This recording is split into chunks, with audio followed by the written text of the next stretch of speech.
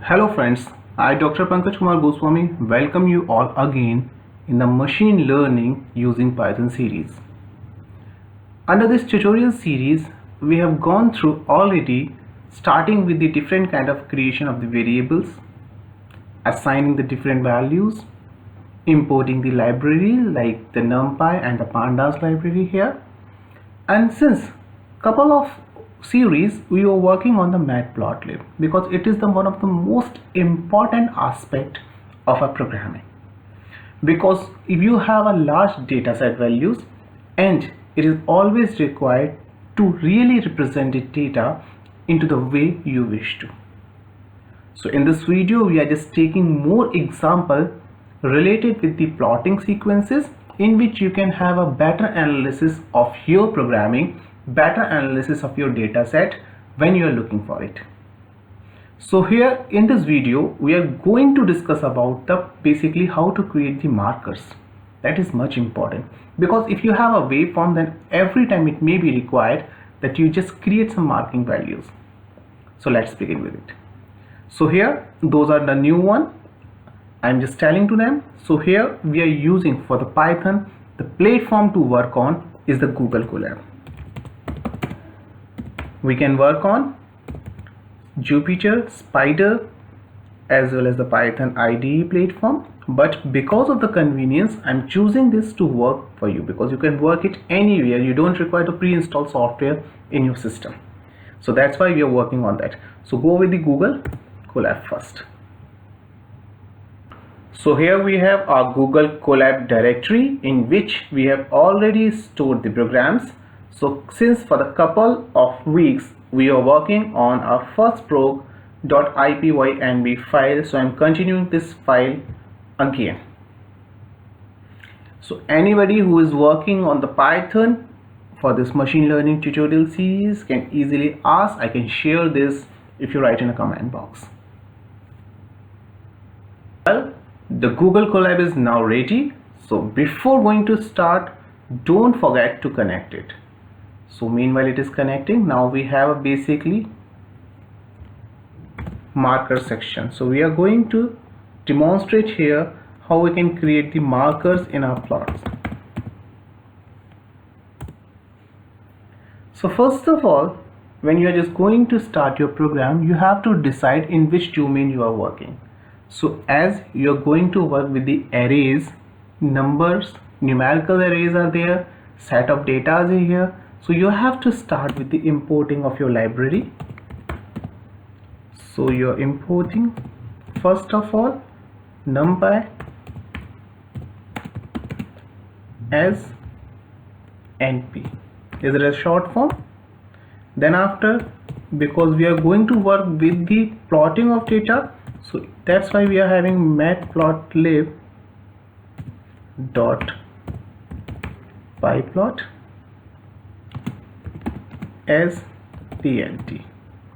Another library we are going to introduce is same as matplotlib dot grid space.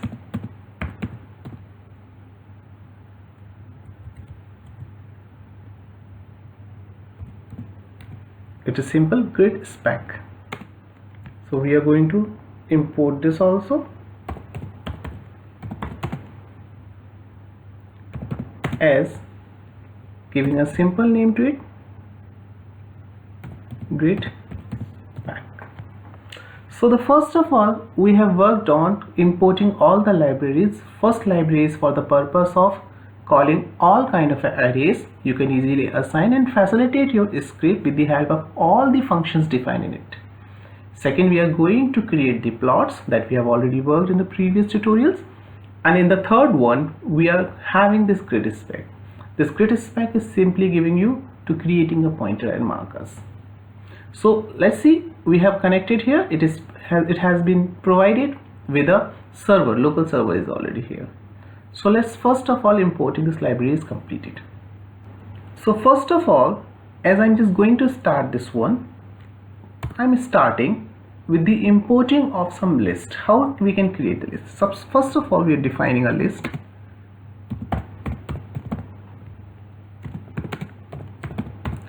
list.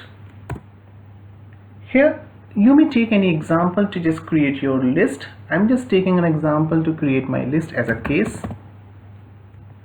This case equals to having a different type of aspects. First of all, in this case, I'm assigning first as none. Then after I'm assigning a number 8.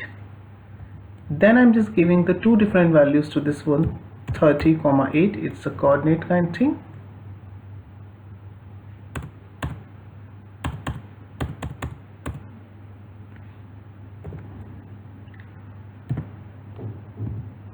Then after I'm assigning another array. In that, different values I'm just assigning here, 16, 24, and just taking one more as 30. Then giving another set of values, 0, -1. So you see here, under this I've just taken all the categories of the values related with this one. So now I just created a list. So if anybody wish to check what kind of a list it is, can easily print this one and check what data they have just taken. You may change your data as per your convenience also. You may check what kind of a data you have, print, and by giving this value case and running the program. So it shows you have basically this was none statement 8, then you have a set of data 30, 8, then you have basically an array, so one row array, and the second one is here. So you have a different combination of a data in a listing. So that has been created a list here. Further, let's move on the next one. So let's enriching our list more. We can enrich or creating one more slice. Slice is basically your option to create the sections. I'll show you how it can be 100, 200 and 3. If you want to check what exactly happens with the slices, it will be shown up here. And then after creating some individual values, 0.1, 0.2, 1.5, then again set of values 0.0,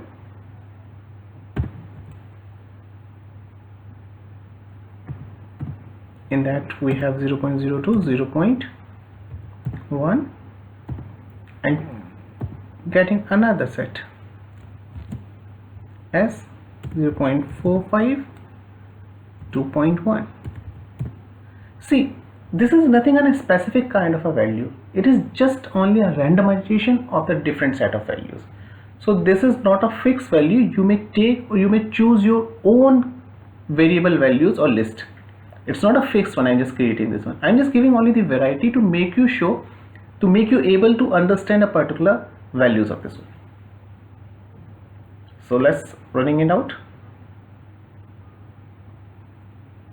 So now your list has been enriched here. Further, moving on. Once it is done, let's go for the new code line. And in this, I'm using the attribute of matplotlib. So here I'm defining figure size. How can I go for this? So you can write simple fig size equals to, and whatever the proportion you wish to have. Suppose that I'm choosing this 10, 8. This is my figure size that has been created. Here you can define your number of columns, how many columns you want in your figure. You can easily define the rows. You may fix the values of rows, or you may decide the values of rows depending upon the value. So you may decide your own rows.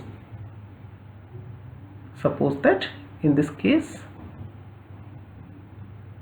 if you are looking for repeated values, you can fix the rows 1, 2, 3, 4. Or if you are looking for values in which the rows may be added on depending upon the next, so you may give another values like that. Len, it means length of case On the basis of that, you can define your this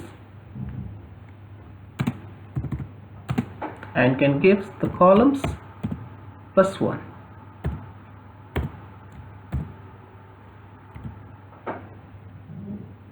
So we see here we can define the rows as per the length of the cases. Let's begin more.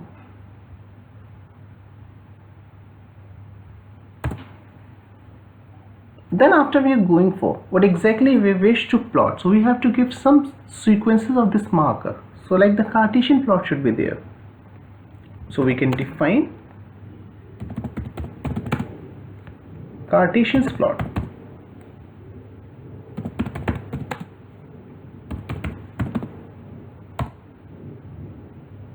So here you can have, let's take a variable delta equals to, and assigning any values on which you wish to have this one.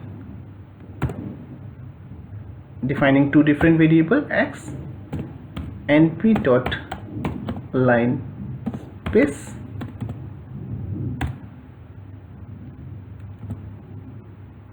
and starting from 0, 10 minus 2 star delta asterisk delta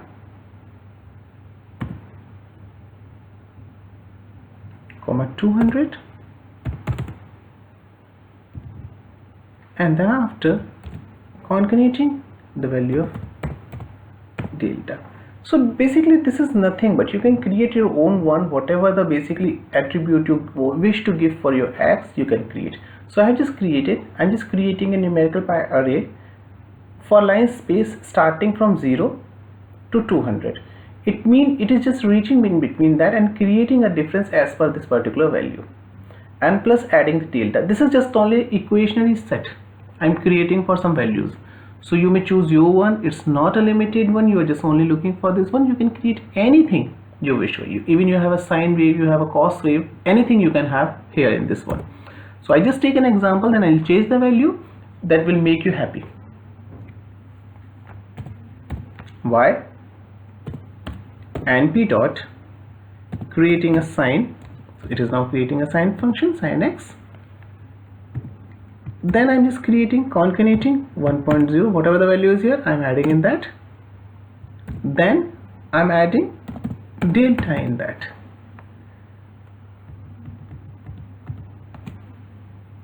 So that is what I just create in the x and y. Now I'm going to define something because I'm going to plot, so I'm just going to define something. Defining I have just chosen a variable trim axis, and it has basically the two attributes. One is the axis and second is the n.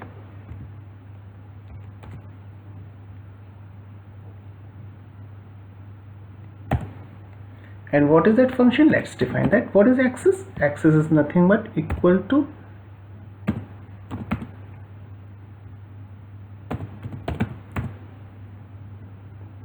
now just define this. What exactly this one? For x in axis and column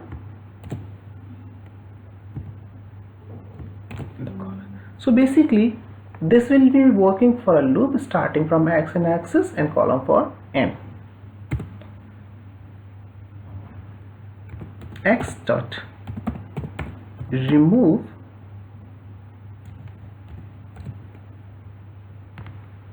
and returning axis colon and up to the value of n.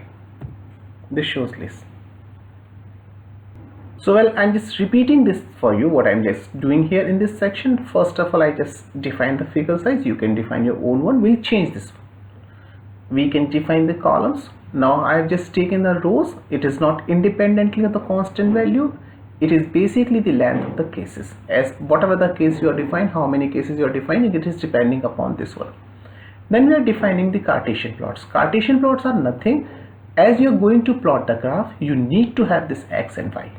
So this x and y is not a fixed equation. This is an equation I have just created for the convenience. You can create your own equations like we have just created the previously. I'll change these equations, will tell you how you can have your x. This is depending upon what is your x. And here it is the y that I have created for this one. So you may have your own equations for x as well as y. I'll change these equations and help you more. See, then after, because I'm just working for the repeated loops, that value has to be repeated. So I'm just defining a loop function here. So defining this function and choosing this name as a trim underscore axis. So what is this? It is depending upon basically the two values, its attribute axis and n. Defining this axis is dot flat. It is just giving a flat value of the curve. Then after, how many times it will work on. So this loop will starts working for axis up to defining for this ax in axis and column up to the last value, and definitely it works to remove it out, and then it returns to x and back. Then after, let's check it out what exactly this particular thing is giving us to.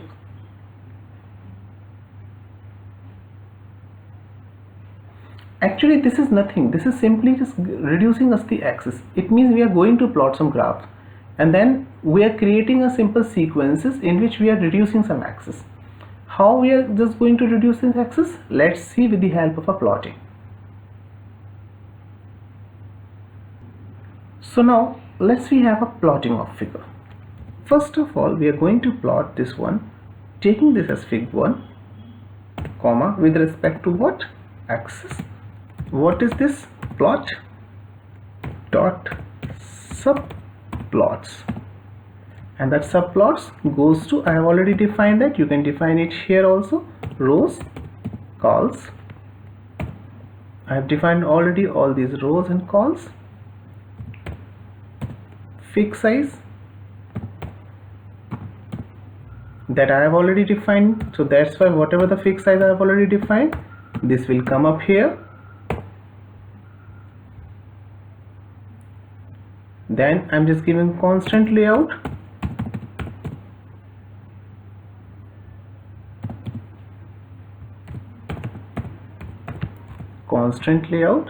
and this should follow the true value. So here I just created the first figure axis subplot attribute. Then after defining this axis equals to, now I'm just recalling that function trim axis. This is the function I'm just calling that I have already defined is respect to axis, comma, length as per cases that I have already defined. Moving to the next, running this for the loop for x, comma, case in zip. Zipping is nothing but basically creating a correlationship between the number of lists. If you have a number of lists that I have already told you in my previous tutorials, you may find it over there. So zipping helps you to really concatenate two different lists. So if we have a x, we have a y, so concatenating can be done with the help of this one. So here I'm using this axis and using this cases.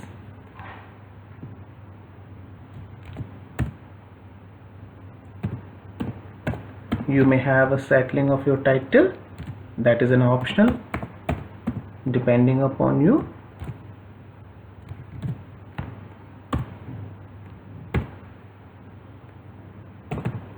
Mark, so we have a marker, and what to mark? This is to be done with the help of this %, it means modulus operator, and whatever the values are stored in case, it will take care from there.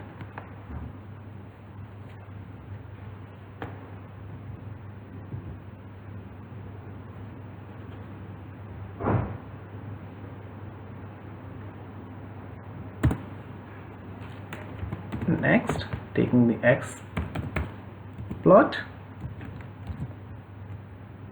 x comma y comma.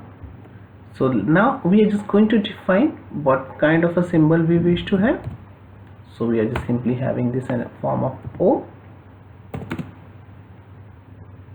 and defining. So whatever the way you wish to define, you may easily define through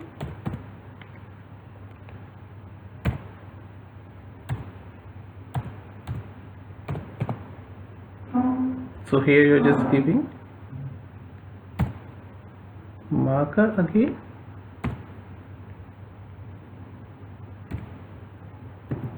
and then after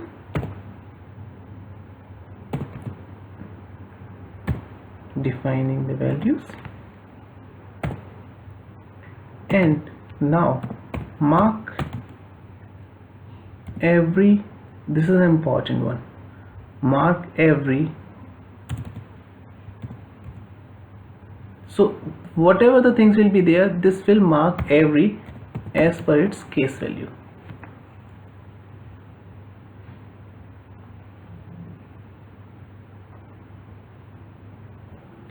So finally we have just created this one. Let's check it out, what exactly the output comes, and on behalf of the output we may be able to understand the whole programming. See here.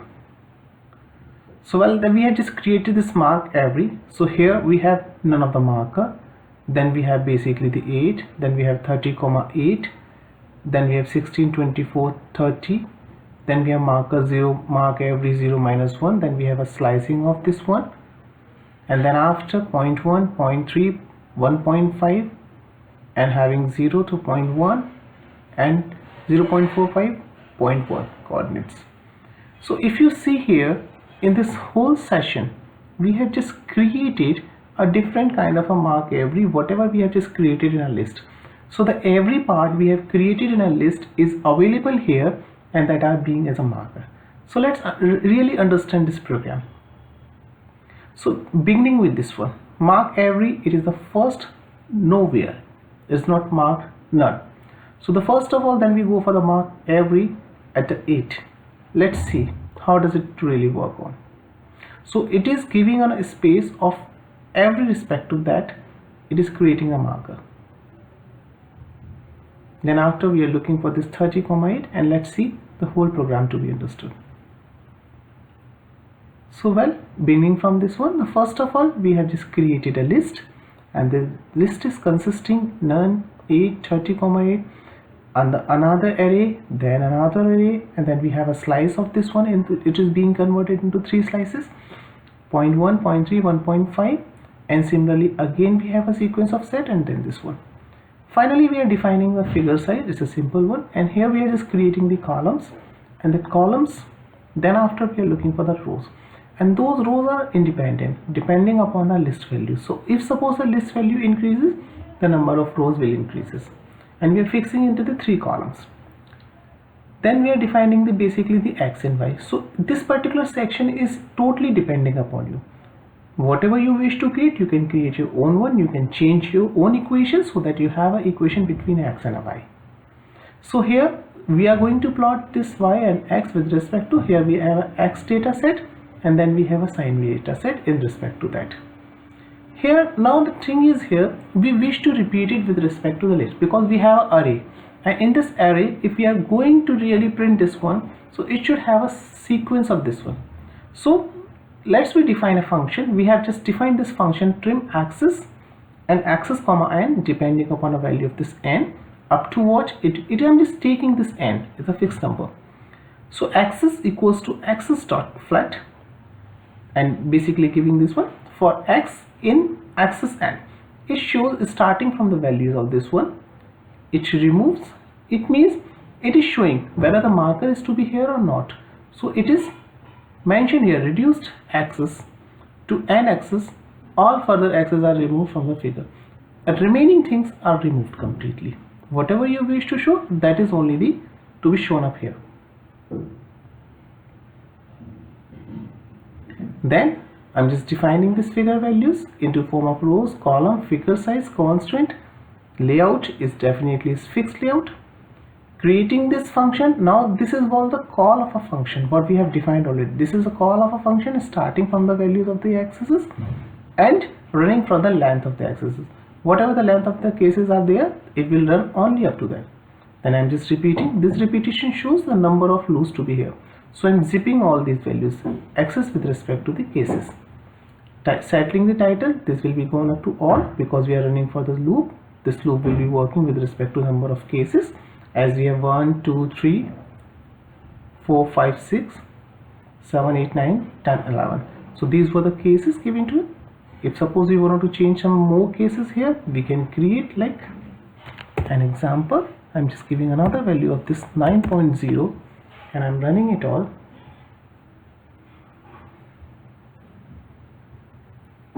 So you may get this one. So ultimately in this whole section we are getting this, that this is basically a repetition of the values we are getting at that spec.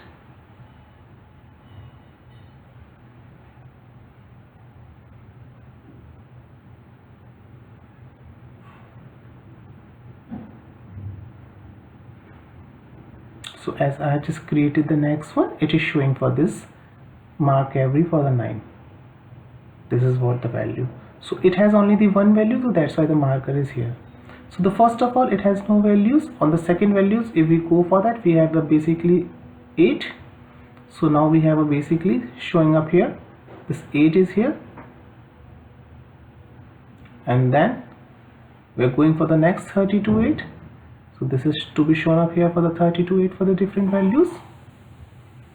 And then from 16, 24 and 30, we have this one. This ratio is to be given. Then so on. So in the whole set of the value, wherever these values will be existing, that will be marked up.